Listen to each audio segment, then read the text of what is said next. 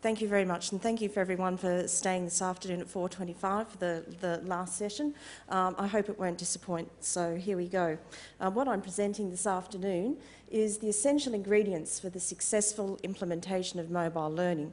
So in the next 20 minutes or so, I'm hoping to give you a potted version of the real practicalities of the things that I have encountered in actually embedding mobile learning into the teaching and learning environment that I have. So there's no theory, there's no what if, there's no barriers or innovation prevention departments. This is it, this is what we have done. The first thing that we have decided to do is decide on a device. There's a lot of great devices that are being talked about here at the Handheld Learning Conference, and yes, they can all be used, but if you are looking to implement a program, you really need something that you can decide on and deliver to your educational community. You need to be there, it says there's so much choice. You need to be definitive, you need to choose a platform and a device and go with it, because when you are looking to promote something like this to the school community, the last thing that the parents in your community want is any kind of indecision or what if we do this and what if we do that by the teachers and the educators who are actually suggesting it. The second thing, which is obviously ideal, is that ubiquitous access, and we've heard that word so many times today. And we can see here we do have true M-learning in our school. We have just one class at the moment, but it is broadening when all of our students have their own device, and not just to use at school, but something that can be taken on the bus and be taken home and put under their pillows as they're going to bed, and then brought back again the next day and becomes part of their life. So another really important ingredient. This is something my daughter made. I have the added bonus of having a daughter in Year 8, and she really gives me a lot of insight into what goes on inside their heads. And one of the things that they love to do is personalise things. Does anybody recognise this image? Does anybody know what it is? No? Okay, well this is something that Year 8s get up to, and this is one of the functions that's available on Facebook. I'm sure you've all heard of Facebook before, and it's something called Flare. And the kids love to get in and find a whole lot of images that relate to themselves. You can see there my daughter plays the trombone, and she's got some friends there and she likes a few jokes. And she's put a few things in there for me for my trip also. And it's just a little reminder that at the heart and the core of things with technology is what students would like to do. Okay, so we're going to deploy a class set of iPod Touches to 25, 13, 14-year-old students. We need to first and foremost inform our parent community about the learning outcomes that can be expected from these devices, because that really is at the heart of it. And we need to be able to provide a forum where all of the documentation regarding acceptable use policy, etc., can be signed. And that's just a couple of shots there of our information evening that we had, where everyone in the school was astounded. It was one of the only events we've ever held where there was 100% attendance by the parents in that group. This is a screenshot of the acceptable use policy. I do believe that there is something called Conference Connect, which is happening here. Is Peter Hoffman in the room by any chance? No? We got a lot of great emails for this conference about something called Conference Connect, and if you can retrieve that email and get into the session that I've set up, I have links to download a copy of this policy and links to other things as well. So, written in simple language, and the evening came along and the parents and students signed and agreed to all of those things, and those things were kept on file. All right, the next thing we have to think about is, as teachers, I think it was mentioned somewhere today that there are 2.5 Nelson columns of paper produced by each school here in the UK each year, and certainly that is very much still in the 21st century, the focus of the teaching day. The teacher needs to get in, they need to queue up at the photocopier to make sure they've got enough pieces of paper to hand out to their kids during the day. And this is where mobile learning really changes things and turns things on its head, because all of a sudden our learning strategy is not worksheet, what page do we have to photocopy. It's about a whole range of different resources and how we can provide those for our kids to help them to learn. Now, I haven't gone fully into all of the learning strategies here, because today's presentation is about the full package of setting up a mobile learning program. But one of the key elements of our mobile learning program is the mobile version of our learning management system, StudyWiz. And StudyWiz is here at the Handheld conference.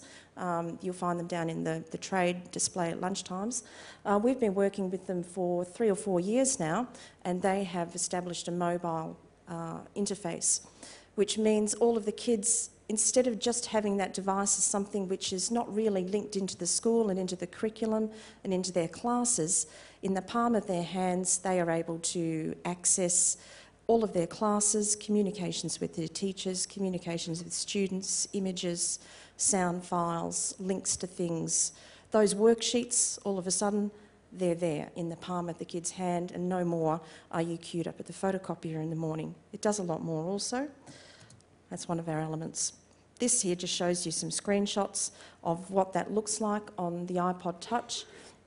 You can see there that the students have got access to their classes, they've got access to resources within those classes, and they've also got an e-locker which is available to access when the device is not connected to Wi-Fi.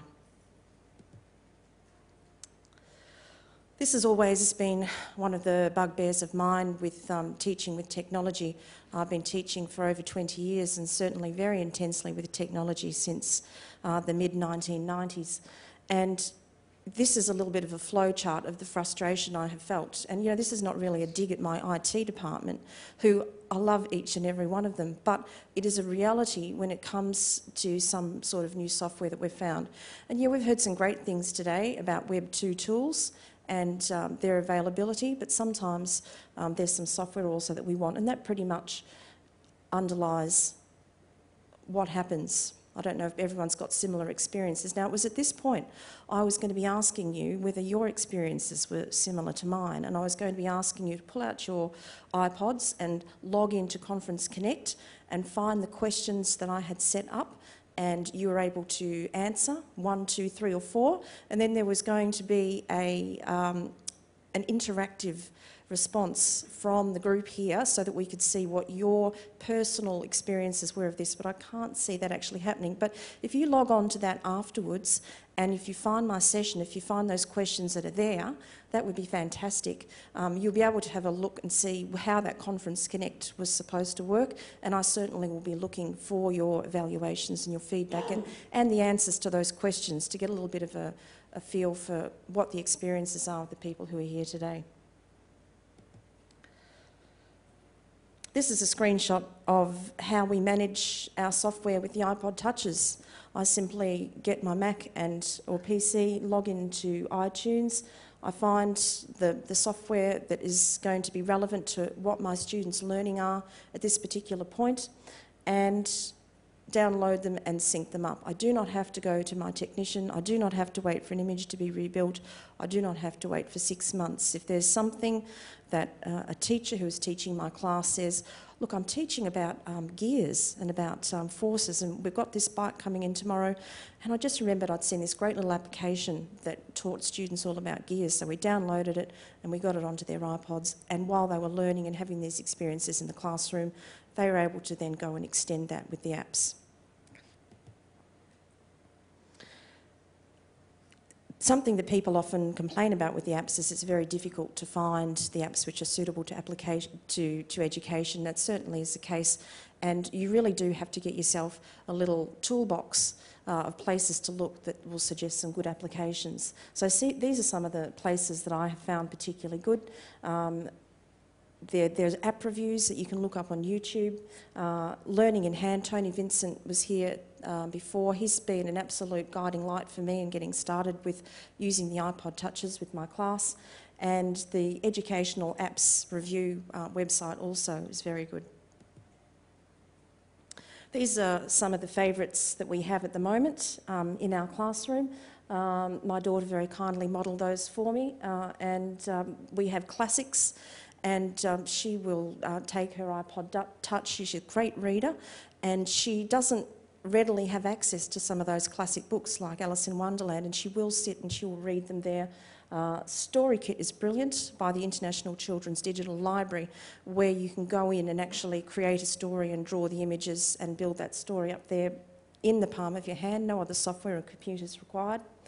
We've got a fantastic history teacher which is on board with this project, and she's obsessed with any kind of simulation games that have got to do with history. And so one of our current favourites is Civilization Revolutions. And so our students are learning about all sorts of characters in history and all sorts of power plays and all sorts of politics and all sorts of city and empire building that they would never have been exposed to without having this little application in the palm of their hands. We've got leaf trombone, which I had to get for my daughter because she's a trombonist, so we went to have a look to see how she was on the leaf trombone. The added bonus there is they can perform for the rest of the world, and people can vote on their performance and rate them, as well as her voting on other people's performances. Word games, always good for the mind, and there's that little geared app that I mentioned there before that we use with our science class to help teach them about gearing. This is one that Tony suggested to me, so it's a shame he's not here to see his great work up there, but at Learning in Hand, his last video podcast he put up a couple of weeks ago, talked about a little program, a little app called Strip Designer, and using just the maps function within the iPod Touch. And so there's all sorts of activities we can put together there where the students can actually go into maps and they can find a particular location and they can use the function on the iPod Touch, I'm sure that you're all familiar with, where if you want to take a screenshot of what is there and put it into your photo gallery, you simply hold down the home button and the off and on button at the same time, and that will take a picture of whatever is on the screen and store it for you to be able to retrieve and use in a whole number of other activities. And so what I have there is a mixture of using Google Maps and taking those screenshots there, and also using the Street View on Google Maps to be able to get pictures straight from my iPod. All of those images were created directly on this device here, no computers involved. And then I imported them into this app called Strip Designer and was able to produce those sorts of images. Now, there are all sorts of applications there for history and geography and all sorts of learning.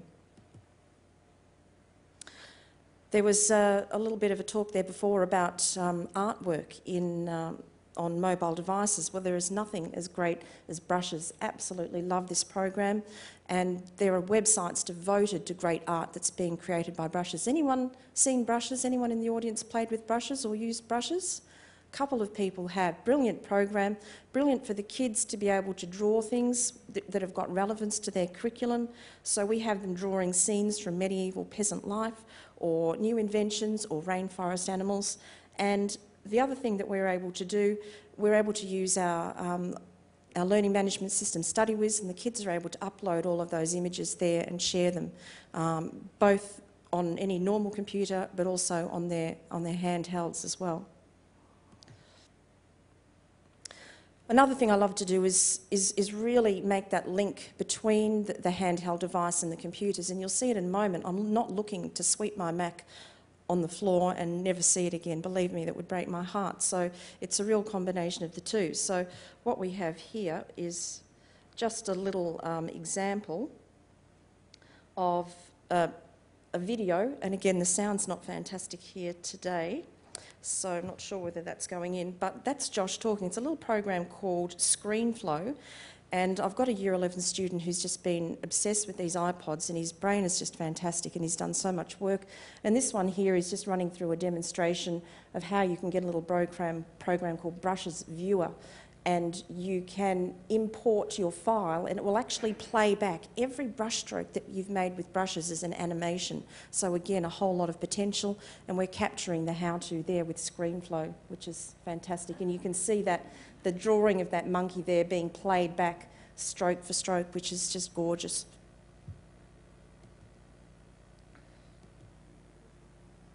This is another example of how we can use our StudyWiz galleries. It interacts nicely also with iPhoto on the Mac. There is a function in there which is hidden away, which is called Subscribe to Photo Feed. And in StudyWiz we can set up an RSS feed for our galleries, and we can subscribe to them and pick up any new images that have been added directly there inside iPhoto, which is pretty cool also. Literacy is a really important focus at Shepparton High School, as I'm sure it is for many of your schools. And we have really focused in the last 12 months, or especially in the last 6 months, on how the iPod can be used to boost literacy. And we've had a number of different activities. Again, the sound is not going to play, but this little box over in the corner here, the little call out, is a podcast, as an example of a podcast. So we've had the students having podcast scripts and recording their own podcasts and putting them together and sharing them with the class on their iPod Touches. We've had movie content, which we have moved across to the kids' iPod Touches, and we've used that as a starter for discussion of movies, or writing descriptive sentences, or filling in the next scene, and all of those sorts of things also. So we've made that use there. We've made use of applications which encourage literacy, and we've also done some collaboration through StudyWiz Global Community with a school in Michigan, who I'm going to visit in a couple of weeks' time in the States. So it's going to be great to actually catch up with the school. And we picked novels that had themes that were relevant to our students, and at my class, and the class in America, was able to communicate through the discussion board on StudyWiz here in the palm of their hands. They were able to read what the students on the other side of the world were writing about their novels and the themes that were relevant to them, and they were able to feed back the same as well.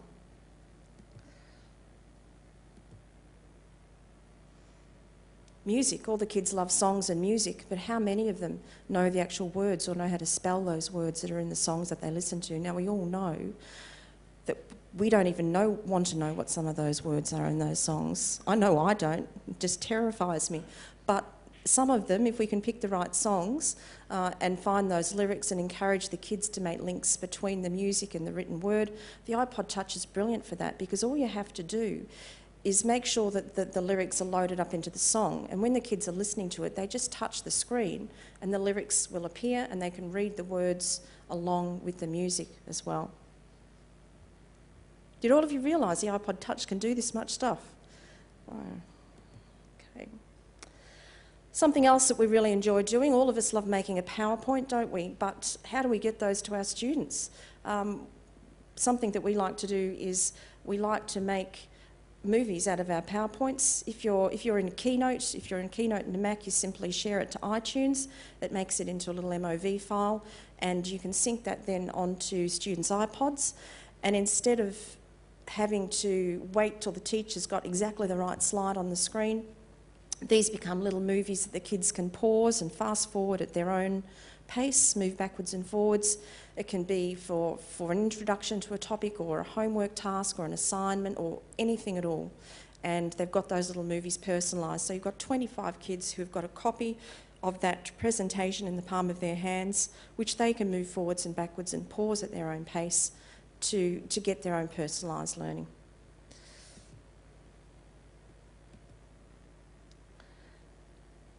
Another great feature is now that we've got Generation 2, where we can use the microphones associated with the iPod Touch, we're able to do some sound recording. And this is a great little example of our mobile e-locker in StudyWiz, where if I've got a message I want to get to the kids, look, we've got sport on Friday, we're all going swimming, don't forget to bring your swimmers for Friday.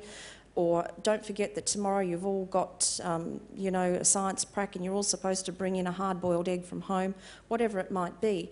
I can get those messages directly to the kids. I simply pick up the iPod and I navigate to that screen that you can see there. I speak into the little microphone, and I can upload that directly to the shared e-locker, where the kids can check to see if there's any new messages from me, which are there, which is fantastic. Okay, now away from the learning strategies, that's just a taste of what we do. There is a lot more, and towards the end of the presentation I'll give you some links and places to follow up where I've got some more learning strategies that you may like to have a look at. Coming back now to how you actually implement such a program, we started off very simply, and I had made a worksheet with pieces of paper to bridge the gap between the two on the very first day, and there were a number of instructions there for the kids to go through. That, and also because I had a film crew in filming the kids with their iPods on the first day for an important purpose.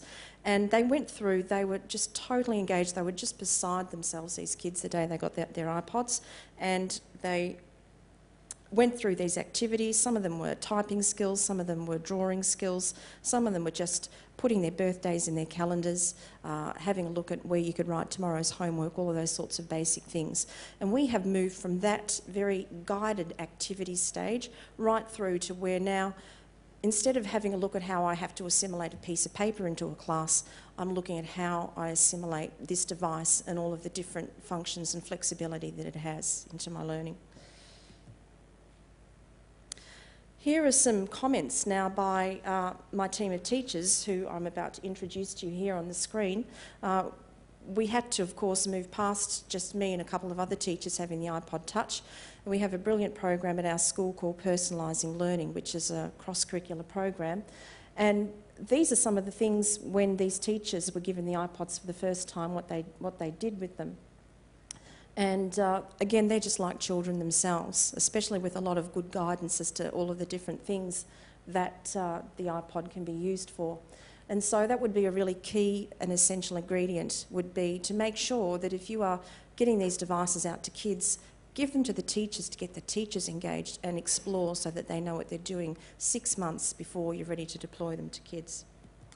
And here they are. This photograph was taken this morning. We got so carried away at our iPod Touch workshops, the camera just sits there and I don't get it out to take the photos. So I emailed off to the team last night and I said, look, I've got this presentation tomorrow. Would you please, because they've just been on term holiday, they came back this morning, would you please sit down and send me a photograph this morning, which they most obligingly did. They're just gorgeous. And you can see there in the background a little bit the working space that we have in our personal learning centre. So there they all are with their iPods. Here's some reflections by the teachers. Make sure that you've got a strong pedagogy. Make sure that you don't allow them into the classroom to use as toys and instant messaging. Have clear learning activities. And there's that one again, give teachers an iPod Touch 6 months before they use them with students. Plan your file syncing and file sharing strategies. Change your thinking. Is teaching standing at the photocopier or planning resources and activities to share using a one-to-one device?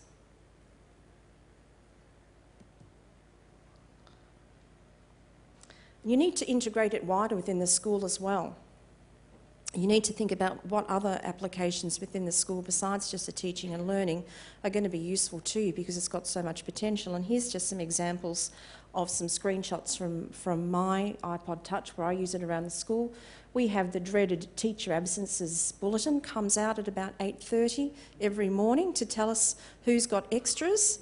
And instead of running round like a mad thing trying to find the piece of paper or logging into my email, I can just pick that up in my iPod Touch, scroll through and heave a sigh of relief for, want to go and punch a wall somewhere. So that's really handy. We're also just starting to have a look at attendance and attendance packages. There's some great apps that are available for attendance. And also, of course, our StudyWiz deployment really makes great use of the e-bulletins and all those bulletins that have to get around the school on a daily basis for staff and students. Now, the next couple of slides I'm just going to leave there for you to read while I'm talking, because there's some brilliant people out there in the wide world who are working with mobile learning, who've had some great insight into some different features. And everyone always moans about there being no camera. And this is one insight from a lady, Susan Wells, who's in Georgia, North Carolina in the States, and she's moving towards a deployment of 800 iPod Touches in her school. The school community has decided that is the device of choice. Has anyone ever heard of Susan or the work she's doing there at Coldbrook Middle School in North Carolina? And this is what she says about the camera. I'm not going to comment any more on it, but it's just something that you may want to consider when you are worrying about the fact that the iPod doesn't have a camera. The mobile email. We have teachers who really have rediscovered their email, those important communications that we have. Okay, oh my God, I didn't read that. I haven't checked my email for years. My mailbox is so full that I cannot open it. It's been disallowed forever. I haven't got time to sit and clear it out. Does that sound familiar to anybody? Yeah, okay. So very easily these come up in order, in chronological order, and we can just find the email that we need. And there's certainly teachers who've just got this whole new connection with the school because they've got one of these devices in the palm of their hands. All right, here's a touchy one. Now, this is really big in my school, in our state, because with the digital education revolution, Mr Rudd has decided that every student in year 9 to 12 is going to have a notebook or a netbook device now that they've become available. And so the big question is, what should we be supplying to our students? Who should be paying for it? And I'm certainly part of that project back at my school, and in a very difficult position because I don't think that it is an either-or question. And so, as I'm speaking here, I'm going to leave a few quotes up again from some great reports and some great people who are really at the leading edge of conversation on what kind of devices should we be providing for our students in our school. And again, this is one of my fabulous Conference Connect interactive questions. So when you get back to your motel rooms tonight and you find Conference Connect, would you please have a go at answering that question for me so I can see what you all think about that. And again, there's a couple of quotes. One quote from a gentleman called Dion Scanlon, who works in a little tiny island, which is almost off the face of the earth, down near the Antarctic, called Tasmania. Who's ever heard of Tasmania? I'm sure there'll be a few people in the audience who've heard of Tasmania. But Dion's doing some great work with the iPod Touch. He's set a new Catholic middle school up where every student has been asked to purchase an iPod Touch on their book list, and they've gone 1 to 2 with MacBooks in their school. So that's what his thoughts are there. And Stacey Kelly, she runs a rural and distance education in New South Wales in Australia, and they've got some brilliant projects going with the iPod Touch with the Department of Education there in New South Wales, giving them to every distance ed family. And you can believe me, there's some fairly remote places there. And there are also some pilot programs in smaller schools in an area such as the Riverina where we have every student with an iPod Touch, so it's one-to-one access. She's also got a brilliant Ning site, a lovely community talking about this as well, which you'll find linked from a resource I'll show you shortly. Classroom 2.0, another great resource. Anyone seen Classroom 2.0 or involved in discussions and communications there? There's some great communications and discussions there on one-to-one technologies. Another quote there from Susan Wells, who's a principal at Culbreth Middle School in North Carolina. And Jonathan Nolder, who I believe is one of the finalists this evening for the primary education practitioners. He's a great follower of mine on Twitter, which is... this is what he said about having the iPod Touch and what different elements you may need to consider.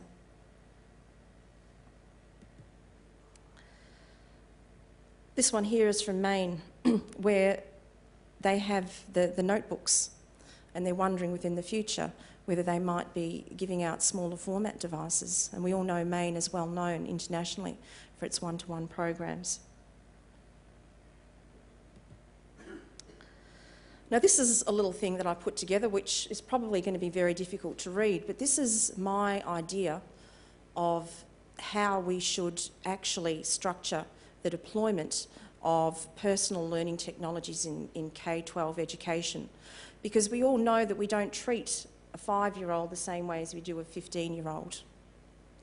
And we don't really want to provide exactly the same kind of access or exactly the same kind of activities. And so we have to have a strategy of devices that can grow with the students and be targeted to their age group, and also that can be changed when the students reach that next stage. So some of those key ingredients there are a stable and effective learning management system, and for us that's been StudyWiz. In the primary years, from K to 6, you can see there that I've got regular access to desktop and notebook computers at school, and class sets of handheld devices in schools for guided activities. There's a lot of experimentation around the world using small sets of handheld devices in learning. Who in the room is involved in a small pilot using handheld devices of any kind at all in learning? Some of you here. Okay, thanks. So that's in the... Yes? 5 minutes. Okay, no problem. What part of the presentation I don't get to at the end of the 5 minutes, I will fast forward to the link where you can download it and you can see the rest of it, okay? We've got then the year 7 to 9 and the year 10 to 12 suggestion as well. So you can go back and have a look at that in some more detail. The IT support is very important. Students are involved at that at Shepparton High School, and my IT team and people from the district also. There's a bit of a random head that's popped up in there also from a day that we had. So make sure that you've got your staff who are working with you in IT really supportive and really keen to be part of it. Make sure they understand all about the configuration of your iPod Touch to get it onto your wireless network.